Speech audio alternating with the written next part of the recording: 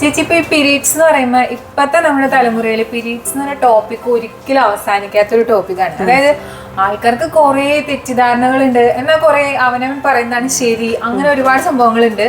കുറെ ഇപ്പം മെയിൻ ആയിട്ട് നിൽക്കുന്ന ഒരു സംഭവമാണ് PCOD. പീരീഡ്സ് ആയിട്ട് റിലേറ്റഡ് ആയിട്ട് ഇപ്പം ഭയങ്കര എല്ലാവരും ചർച്ച ചെയ്യുന്ന സംഭവമാണ്. ഇപ്പൊ മെയിൻ ആയിട്ട് ഇപ്പൊ എന്റെ തന്നെ പിയർ ഗ്രൂപ്പില് നമ്മൾ തന്നെ സംസാരിക്കുമ്പോ ഇപ്പൊ പീരീഡ്സ് ഒരു 2 വീക്സ് അല്ലെങ്കിൽ 1 വീക്ക് ഒക്കെ ലേറ്റ് ആകുമ്പോഴേക്കും അയ്യോ എനിക്ക് PCOD ആണോ അങ്ങനെയൊക്കെ ചിന്തിക്കുന്ന ആ ഒരു ലെവലിലേക്ക് എത്തി. അപ്പൊ ആക്ച്വലി എന്താണ് PCOD, എങ്ങനെയാണ് അതിനെ ഐഡന്റിഫൈ ചെയ്യുക, എങ്ങനെയാണ്? അതെന്താ അറിയോ, നമ്മൾക്ക് ഒരു മാസം പീരീഡ്സ് ആവാൻ 10 days 15 days വൈകി എന്ന് ഓർത്തിട്ട് അത് PCOD ആവണം എന്ന് നിർബന്ധമില്ല. ചിലപ്പോൾ അവർക്ക് ഒരു ക്രോണിക് കണ്ടീഷൻ എന്തെങ്കിലും ഉണ്ടായിട്ടോ, അല്ലെങ്കിൽ ഇപ്പോൾ ഒരു ഡെങ്കു ഫീവർ പോലെയോ, അല്ലെങ്കിൽ ഒരു വൈറൽ ഫീവറോ, അതല്ലെങ്കിൽ ഒരു ക്ലൈമറ്റിൽ നിന്ന് വേറൊരു ക്ലൈമറ്റിലേക്ക് ഷിഫ്റ്റ് ചെയ്തു, കുറച്ച് ട്രാവൽ ചെയ്തു, ഇതൊക്കെ ഈ പീരീഡ്സ് 10 to 15 days വരെ ഡിലേ ആകാൻ കാരണങ്ങളാണ്. ഒരു മാസം പീരീഡ്സ് ഡിലേ ആയെന്ന് ഓർത്തിട്ട് അത് PCOD ആവണം എന്ന് ഒരു നിർബന്ധമില്ല.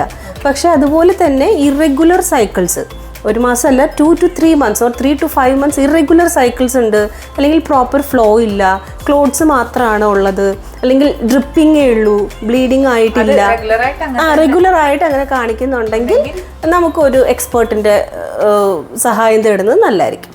എക്സ്പേർട്ട് ഇൻ ദ സെൻസ് നമ്മള് അല്ല, നമുക്ക് ഗൈനക്കോളജിസ്റ്റ് തന്നെ കാണണം. അതെ, ഇപ്പൊ എന്റെ തന്നെ ഏജിലുള്ള ആൾക്കാരോട് സംസാരിക്കുമ്പോ ഇപ്പൊ നമുക്ക് ഭയങ്കര പീരീഡ്സിനെ കുറിച്ച് നമ്മൾ സംസാരിക്കുക, ഒബ്വിയസ്ലി നമ്മൾ ഗേൾസ് പീരീഡ്സിനെ കുറിച്ച് നമ്മുടെ ഒരു ടോപ്പിക് ആണത്.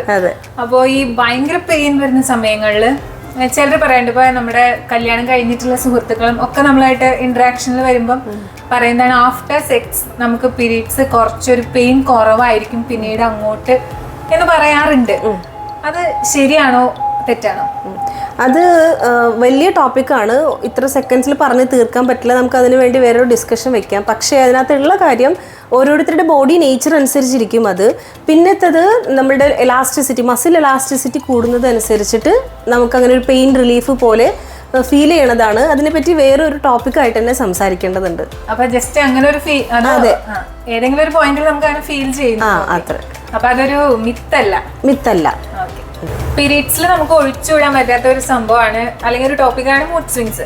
ഈ മൂഡ് സ്വിങ്സ് എന്നുള്ള സംഭവം അത് ഇപ്പൊ എല്ലാവരും കറന്റ്ലി അതിനെപ്പറ്റി ഒരുപാട് സംസാരിക്കുന്നുണ്ട്.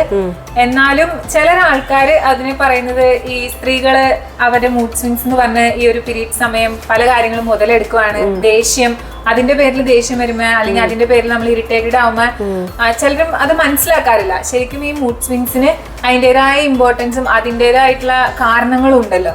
അപ്പൊ അതെങ്ങനെയാണ് മറ്റുള്ളവർ അതെങ്ങനെയാണ് അത് എടുക്കേണ്ടത്, ശരിക്കും മൂഡ് സ്വിങ്സിനെ എങ്ങനെയാണ് ട്രീറ്റ് ചെയ്യേണ്ടത്? നമുക്ക് പീരീഡ്സ് ആകുമ്പോൾ അല്ലെങ്കിൽ മെൻസ്ട്രൽ സൈക്കിളിന് ഒരു 5 ദിവസം മുൻപോ ചിലപ്പോൾ ഒരാഴ്ച മുന്നേ ഒക്കെ നമ്മൾക്ക് മൂഡ് സ്വിങ്സ് അല്ലെങ്കിൽ ഇറിറ്റേഷൻ, നമ്മൾ പെട്ടെന്ന് ദേഷ്യം വരും, ഭയങ്കര ഇറിറ്റേറ്റഡ് ആകും. ഇതിനെല്ലാം റീസൺ എന്ന് പറയുന്നത് നമ്മളുടെ ബോഡിയിൽ ഉണ്ടാവുന്ന ഹോർമോൺസിൻ്റെ ചേഞ്ചസ് കൊണ്ടാണ്. അത് നമ്മളുടെ കൺട്രോളിലല്ല. പ്രോപ്പറായിട്ട് നമ്മളതിനെ അക്സെപ്റ്റ് ചെയ്യുക, പ്രോപ്പറായിട്ട് നമ്മളെ തന്നെ മനസ്സിലാക്കുക. നമ്മളെക്കാൾ കൂടുതൽ ചിലപ്പോൾ നമ്മൾ ചുറ്റുമുള്ള മനസ്സിലാവുക, ഇവർക്ക് പെട്ടെന്ന് എന്താ ഒരു ചേഞ്ച് ഉണ്ടായേ, പീരീഡ്സ് ആകാറായോ, അത് കൂടെയുള്ളവരെ എഡ്യൂക്കേറ്റ് ചെയ്യാന്നുള്ളത് നമ്മുടെ ഉത്തരവാദിത്തമാണ്. എനിക്ക് ഇങ്ങനത്തെ ചേഞ്ചസ് ഉണ്ടാകും, എനിക്ക് ഡേറ്റ് ആവാറായിട്ടുണ്ട്, നമ്മളത് നമ്മൾ ആദ്യം അതിനെ അക്സെപ്റ്റ് ചെയ്യണം. പിന്നെ കൂടെയുള്ളവരെ എഡ്യൂക്കേറ്റ് ചെയ്യണം, നമ്മൾ അതിന് പ്രിപ്പയർഡ് ആയിട്ടിരിക്കണം. പിന്നെ എനിക്ക് ചോദിക്കാനുള്ള ഒരു മെയിൻ പോയിന്റ് ആണ് നമ്മുടെ മെൻസ്ട്രൽ കപ്പ്. ഈ മെൻസ്ട്രൽ കപ്പ് ആണോ, പാഡ് ആണോ, ക്ലോത്ത് ആണോ, ടാംപോൺസ് ആണോ, ഏതാണ് ബെറ്റർ, ഏതാണ് നല്ലത്, ശരിക്കും ഏതാണ് യൂസ് ചെയ്യേണ്ടത്? നമ്മൾ ഇപ്പോൾ ഞാൻ പറയുകയാണെങ്കിൽ ഏറ്റവും നല്ലത് മെൻസ്ട്രൽ കപ്പ് യൂസ് ചെയ്യണത് തന്നെയാണ്. അത് എക്കോ ഫ്രണ്ട്ലി ആണ്, നമുക്ക് റീയൂസ് ചെയ്യാം, പ്രോപ്പർ ഹൈജീനിക് ആയിട്ട് സ്റ്റെറിലൈസ് ചെയ്ത് തന്നെ യൂസ് ചെയ്യണം. ബാക്കി ഏതാണെങ്കിലും നമ്മൾ അത് കത്തിച്ച് കളയോ അല്ലെങ്കിൽ അതിനെ ഡിസ്പോസ് ചെയ്യണത് എക്കോ ഫ്രണ്ട്ലി അല്ല. പിന്നെ നമ്മൾക്കിടെ പേഴ്സണൽ ഹൈജീനാണെങ്കിലും സ്കിൻ അലർജീസ് ഒഴിവാക്കാനും എല്ലാം നല്ലത് മെൻസ്ട്രൽ കപ്പ് യൂസ് ചെയ്യണത് തന്നെയാണ്. അപ്പോൾ ഈ കല്യാണം കഴിയാത്ത സ്ത്രീകളിൽ അല്ലെങ്കിൽ പെൺകുട്ടികൾ മെൻസ്ട്രൽ കപ്പ് യൂസ് ചെയ്യുന്നത് ഒരു പ്രശ്നമില്ല. മാർക്ക് പലർക്കും ഉണ്ട്. നമുക്ക് പല സൈസിൽ മെൻസ്ട്രൽ കപ്പ് അവൈലബിൾ ആണ്. അപ്പോൾ ആ സൈസ് അനുസരിച്ച് മെൻസ്ട്രൽ കപ്പ് യൂസ് ചെയ്യണത് തന്നെയാണ് കല്യാണം കഴിയാത്ത പെൺകുട്ടികൾക്കാണെങ്കിലും നല്ലത്.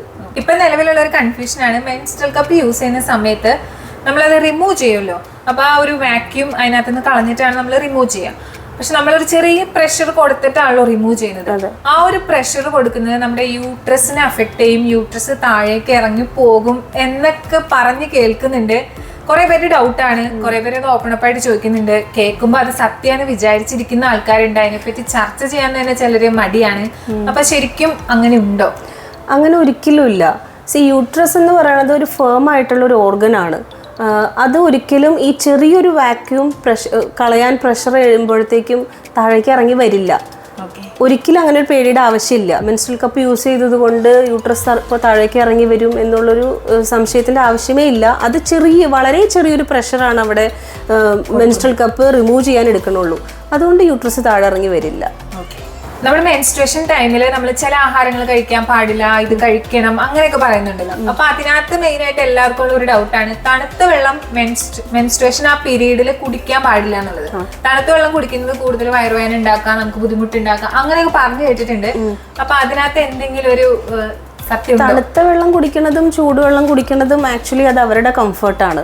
അതിനകത്ത് ഒരു ലോജിക്ക് ഉണ്ടെന്ന് തോന്നുന്നില്ല. പക്ഷെ എങ്കിലും ചില ഭക്ഷണങ്ങൾ കഴിക്കുമ്പോൾ, ഫോർ എക്സാമ്പിൾ എള്ള്, മുതിര, മുരിങ്ങക്കോല്, അങ്ങനെ ശരീരത്തിൻ്റെ ഉള്ളിൽ ചൂട് നൽകുന്ന ഭക്ഷണങ്ങൾ കഴിച്ചാൽ നമുക്കൊരു ബ്ലീഡിങ് എക്സസ് ആവാം എന്നൊരു ചാൻസസ് ഉണ്ട് എന്നല്ലാതെ തണുത്ത വെള്ളം കുടിച്ചത് കൊണ്ട് കാര്യമായ പ്രശ്നമൊന്നുമില്ല. പീരീഡ്സ് ടൈമിൽ എക്സസൈസ് ചെയ്യാമോ, യോഗ ചെയ്യാമോ, ചെയ്യുന്നതിൽ തെറ്റുണ്ടോ? അത് ഓരോരുത്തരെ ഡിപ്പെൻഡ് ചെയ്തിരിക്കും. ചിലവർക്ക് ബ്ലീഡിങ് കൂടുതലായിരിക്കും ആദ്യത്തെ 2 ദിവസം, ചിലർക്ക് സിവിയർ പെയിൻ ആയിരിക്കും. അങ്ങനെയുള്ളവർ ആദ്യത്തെ 2 ദിവസം റെസ്റ്റ് ചെയ്യാം. പക്ഷെ അതിൽ കംഫർട്ടാണ്, സ്ട്രെച്ച് ചെയ്യുമ്പോൾ കുറച്ച് കൂടുതൽ സുഖം കിട്ടുന്നവരുണ്ട് പീരീഡ്സിൻ്റെ സമയത്ത്. അവർക്കൊക്കെ ചെയ്യാം, അതിനകത്ത് റെസ്ട്രിക്ഷൻ ഒന്നുമില്ല. പിന്നെ ഒരു കാര്യമുള്ളത്, എൻ്റെ പേഴ്സണൽ ലൈഫിൽ നിന്നുള്ളൊരു ക്വസ്റ്റ്യൻ ആണ്. ഞാൻ ആക്ച്വലി പീരീഡ്സ് ടൈമിൽ ഞാൻ ഭക്ഷണമേ കഴിക്കില്ല. ആദ്യത്തെ ഒരു ദിവസം മാത്രം കേട്ടോ, ഫസ്റ്റ് ഡേ ആണ് പെയിൻ ഒക്കെ ഉണ്ടാവുക. അപ്പൊ ആ സമയത്ത് ഭക്ഷണവും കഴിക്കില്ല, വെള്ളവും കുടിക്കില്ല. നമ്മളൊരു രാത്രി സമയമൊക്കെ ആകുമ്പോഴാണ് പിന്നീട് കുറേ നേരം ഭക്ഷണം കഴിക്കാതെ അങ്ങ് തളർന്നു പോകും. അപ്പൊ നമ്മൾ അങ്ങനെ കിടന്ന് ഉറങ്ങിപ്പോവും. അപ്പൊ ആ പെയിൻ ഉണ്ടാവില്ലല്ലോ. അപ്പൊ അതിനു വേണ്ടി ഞാൻ പീരീഡ്സ് ടൈമില് വെള്ളവും കുടിക്കില്ല, ഭക്ഷണവും കഴിക്കില്ല. അങ്ങനെ ആ കട്ടുമ്പോ തന്നെ കിടക്കും. അപ്പോ ഉറങ്ങുമ്പോ വേദന ഉണ്ടാവില്ലല്ലോ. അപ്പൊ ആ ചെയ്യുന്നത് ഒരു മണ്ടത്തരാണോ? ആക്ച്വലി അമ്മയുടെ എനിക്ക് നല്ല ചീത്ത കേൾക്കാറുണ്ട്. പക്ഷെ അതങ്ങനെ ചെയ്യുന്നത് ഒരു മണ്ടത്തരം ആണോ അല്ലയോ? അത് മണ്ടത്തരം എന്ന് പറയാനേ ഇല്ല, അതിനകത്തൊരു ശരിയുണ്ട്. പക്ഷേ നീ ചെയ്യണതിൽ ഒരു തെറ്റ്, വെള്ളം പോലും കുടിക്കാതിരിക്കണതാണ് നീ ചെയ്യണതിലെ തെറ്റ്. വെള്ളം കുടിക്കണം, നമ്മളെപ്പോഴും ഹൈഡ്രേറ്റഡ് ആയിട്ട് തന്നെ ഇരിക്കണം. കാരണം അത് ബ്ലീഡിങ് ആണ്, നമ്മൾ ഹൈഡ്രേറ്റഡ് ആയിട്ടിരിക്കണം. പക്ഷേ ആയുർവേദത്തിൽ പറയുന്ന ഒരു കാര്യമുണ്ട്, ലംഘനം പരമൌഷധം എന്ന്. ഇതൊരു അസുഖമല്ല, മെൻസ്ട്രൽ സൈക്കിൾ എന്ന് പറയുന്നത് ഒരു അസുഖമല്ല. എങ്കിലും നിനക്ക് പെയിൻ കുറയുന്നുണ്ട് ആ സമയത്ത് ഭക്ഷണം കഴിക്കാതിരിക്കുമ്പോൾ. അതിങ്ങനെയാണ്, നമ്മളുടെ ശരീരത്തിൽ ഒരു ഫാസ്റ്റിംഗ് പീരീഡ് വെച്ചിട്ടുണ്ടെങ്കിൽ കുറേ ചെറിയ ചെറിയ അസുഖങ്ങളെല്ലാം അതിൽ നിന്ന് തന്നെ ക്യൂറാകും. ഓക്കെ, അപ്പോൾ വെള്ളം കുടിച്ചുകൊണ്ട് ഭക്ഷണം ഒഴിവാക്കുന്നതിൽ തെറ്റില്ല, അത് നിനക്ക് നല്ലത് തന്നെയാണ്. പക്ഷെ വെള്ളം കുടിക്കണം. പീരീഡ്സിനെ കുറിച്ചിട്ട് കൃത്യമായിട്ട് അറിഞ്ഞിരിക്കേണ്ടത് ഭയങ്കര അത്യാവശ്യമായിട്ടുള്ള ഒരു കാര്യമാണ്. അപ്പൊ പാരന്റ്സ് എപ്പോഴാണ് അവരെ പിള്ളേരെ എങ്ങനെ എഡ്യൂക്കേറ്റ് ചെയ്ത് കൊടുക്കേണ്ട എപ്പോഴാണ് അത് എഡ്യൂക്കേറ്റ് ചെയ്യേണ്ട സമയം എപ്പോഴാണ്? ഇന്നത്തെ കുട്ടികളെല്ലാം നന്നായി ഒബ്സർവ് ചെയ്യണ കുട്ടികളാണ്. അപ്പോൾ ആ കുട്ടികൾക്ക് അമ്മയ്ക്ക് പീരീഡ്സ് ആകുന്നതും മാസത്തിൽ അമ്മയ്ക്ക് എന്തൊക്കെയോ സംഭവിക്കുന്നുണ്ടെന്നും ഒബ്സർവ് ചെയ്യണ കുട്ടികളാണ്. ചിലപ്പോഴൊക്കെ നേരത്തെ തന്നെ 3-ലോ 4-ലൊക്കെ പഠിക്കുമ്പോൾ തന്നെ കുട്ടികൾ നമ്മളോട് വന്ന് ചോദിക്കും എന്താണ് എന്നൊക്കെ. ഇനി അങ്ങനെ ചോദിക്കില്ലാത്ത കുട്ടികളിലാണെങ്കിലും ഒരു 3-ാം ക്ലാസ് കഴിയുന്നതോടെയോ 4 ക്ലാസ് തുടങ്ങുന്നതോടോ അതിനെക്കുറിച്ച് പറഞ്ഞു കൊടുക്കേണ്ടത് അത്യാവശ്യമാണ്. 4-ലും 5-ലൊക്കെ പഠിക്കുന്ന കുട്ടികൾക്ക് പീരീഡ്സ് ആവുന്നുണ്ട്. അപ്പൊ എന്തുകൊണ്ടാണ് ഈ ഇയർലി പീരീഡ്സ് എന്തുകൊണ്ടാണ് ഉണ്ടാവുന്നത്? നമ്മുടെ സെഡൻറ്ററി ലൈഫ് സ്റ്റൈലിൻ്റെ ആണ്. ഇന്നിപ്പോൾ ചെറിയ കുട്ടികളൊന്നും ഓടി കളിക്കാൻ പോണില്ല. എല്ലാവരും ഒന്നെങ്കിൽ ഐഡിയലായിട്ട് ലാപ്ടോപ്പിലോ ഫോണിലോ കളിച്ചിരിക്കും. ആർക്കും നമ്മളുടെ ചെറിയ പ്രായത്തിലൊക്കെ ഓടി കളിച്ച പോലത്തെ അങ്ങനത്തെ എക്സേർഷൻ ഒന്നും ബോഡിക്ക് വരണില്ല. അതൊരു വലിയ റീസണാണ്. രണ്ടാമത്തെ റീസൺ നമ്മുടെ ജങ്ക് ഫുഡ്സ് അല്ലെങ്കിൽ നമ്മളുടെ ഫുഡ് ഹാബിറ്റ്സ്. പിന്നെ ചെറിയ കുട്ടികളിൽ മുതലേ പഠിക്കണ പ്രഷറുണ്ട്. അത് ഒരു രീതിയിൽ അല്ലെങ്കിൽ വേറൊരു രീതിയിൽ അവർക്ക് സ്ട്രെസ്സാണ്. അതിനൊന്നും അവർക്ക് മാനേജ് ചെയ്യാനുള്ള സിറ്റുവേഷൻസ് ഇന്നത്തെ കാലഘട്ടത്തിൽ ഇല്ല. അതൊക്കെ ഒരു റീസൺ ആണ്. സ്ത്രീകളിൽ ഒരു ഏജ് കഴിയുമ്പോൾ ഈ പീരീഡ്സ് നിൽക്കുക എന്നുള്ള ഒരു പ്രോസസ് ഉണ്ടല്ലോ, മെനോപോസ്. അപ്പൊ അതിന്റെ സിംറ്റംസ് എന്തൊക്കെയാണ്? മെനോപോസ് ആകുന്നതിന് ഇന്ന ഏജ് എന്ന് പറയാൻ പറ്റില്ല. ഒരു 45 to 50 ഏജിൽ നമുക്ക് മെനോപോസ് ആകാം. അതിനുള്ള ലക്ഷണങ്ങൾ ഈ പറഞ്ഞ പോലെ ഹോർമോൺസിന്റെ ചേഞ്ചസ് ആയിട്ടാണ് കാണിക്കുക. മൂഡ് സ്വിങ്സ് ആയിരിക്കാം, അല്ലെങ്കിൽ ഇറിറ്റേഷൻ ആയിരിക്കാം. ചിലവർക്ക് അതൊരു ഫിസിക്കലി കാണിക്കാം, എന്ന് വെച്ചാൽ സ്കിൻ റാഷസ് പോലെ അല്ലെങ്കിൽ ഹോട്ട് ഫ്ലഷസ് പോലെ, പെട്ടെന്ന് ശരീരത്തിലൊരു ചൂടുണ്ടാവുക, പെട്ടെന്ന് ഒന്നും ചെയ്യാതെ ബോഡി വിയർത്ത് പോവുക, അങ്ങനെ കുറേ ലക്ഷണങ്ങൾ മെനോപോസിൻ്റെതായിട്ട് കാണിക്കാറുണ്ട്. അപ്പൊ നമ്മൾ ഈ പീരീഡ്സ് നിന്നതിന് ശേഷം പിന്നെയും ഒരു 2 months ഒക്കെ കഴിയുമ്പോൾ വീണ്ടും ഒരു ബ്ലീഡിങ് പോലെ വരുവാണെങ്കിൽ അത് പീരീഡ്സ് വീണ്ടും വരുന്നതാണോ, അതല്ല അത് നമുക്കപ്പോ എങ്ങനെയാണ് ആ ഒരു ഡൗട്ട് നമ്മൾ ക്ലിയർ ചെയ്യാം? മെനോപോസ് ആയതിനു ശേഷം കംപ്ലീറ്റ്ലി പീരീഡ്സ് നിന്നതിന് ശേഷം പിന്നെയും കുറച്ച് നാൾ കഴിഞ്ഞിട്ട് ബ്ലീഡിങ് വരുന്നുണ്ടെങ്കിൽ അത് പീരീഡ്സിൻ്റെ അല്ല. അങ്ങനെ ഒരു കണ്ടീഷൻ വരുന്നുണ്ടെങ്കിൽ ഗൈനക്കോളജിസ്റ്റിനെ പോയി കാണണം. അതൊരു ഫൈബ്രോയിഡിൻ്റെയോ അല്ലെങ്കിൽ യൂട്രസ് റിലേറ്റഡ് ആയിട്ടുള്ള എന്തെങ്കിലും ലക്ഷണമായിരിക്കാം. അപ്പോൾ അത് വൈകിക്കാതെ തന്നെ ഒരു ഗൈനക്കോളജിസ്റ്റിനെ കൊണ്ട് കാണിക്കണം. പീരീഡ്സിനെ പറ്റിയിട്ട് ഇപ്പൊ നിലവിലുള്ള അത്യാവശ്യ സംശയങ്ങളൊക്കെ മാറിയിട്ടുണ്ടാവുമെന്ന് ഞങ്ങൾ വിശ്വസിക്കുന്നു. അപ്പൊ ഇനി ഹെൽത്ത് റിലേറ്റഡ് ആയിട്ട് എന്തെങ്കിലും നിങ്ങൾക്ക് അറിയണമെങ്കിൽ കമന്റ് ബോക്സിൽ പറഞ്ഞാൽ മതി കേട്ടോ. നമുക്ക് ചേച്ചിയായിട്ട് ഒന്നും കൂടെ ഒന്നിരിക്കാം. അപ്പൊ എല്ലാവർക്കും താങ്ക് യു.